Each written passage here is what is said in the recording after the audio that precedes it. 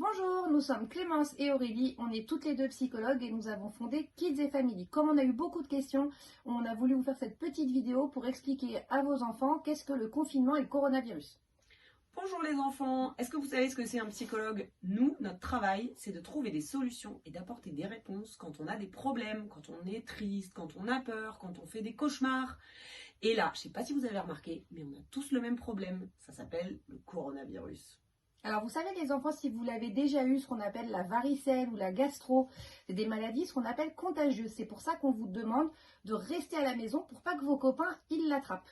Et bien le coronavirus c'est pareil, c'est contagieux, mais ce qui est plus difficile c'est que lui il est invisible, ça veut dire qu'on ne le voit pas du tout. C'est pour ça que si jamais vous touchez un objet et que quelqu'un le touche après, et ben il peut attraper ce virus. C'est pour ça aussi qu'on vous demande de bien vous laver les mains quand vous revenez de dehors.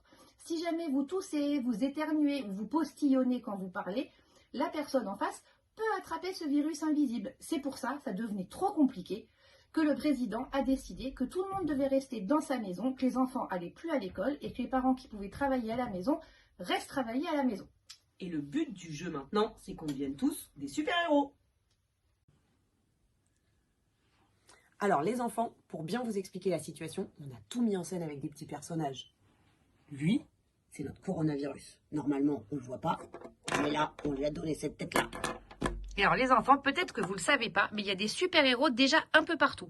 Les personnes qui travaillent dans les magasins où on peut acheter à manger, ceux qui ramassent nos poubelles, les pharmaciens qui vendent les médicaments. Et il y a des super-héros que vous connaissez bien, les pompiers, les policiers qui s'assurent qu'on est en sécurité, nos infirmières, nos aides-soignants et nos docteurs qui travaillent toute la journée, toute la nuit, et des super-chercheurs qui travaillent pour trouver une solution. Toi aussi, tu peux devenir un super-héros en restant chez toi. Et on va t'expliquer comment. Si toi tu dis « Moi j'ai juste envie d'aller jouer au ballon avec ma copine, s'il te plaît maman », évidemment tu vas voir qu'une seule personne.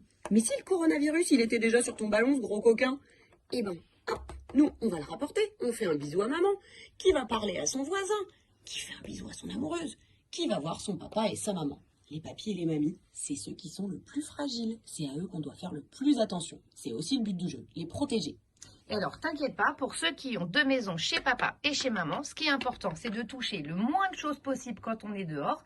Et quand on arrive dans l'autre maison, c'est de bien se laver les mains en arrivant.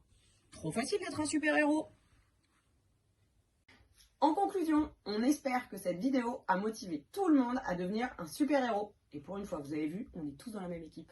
Et les enfants, là, c'est trop bien, on a tous la même règle. Les petits et les grands, restez à la maison pour sauver des vies. À bientôt les super-héros!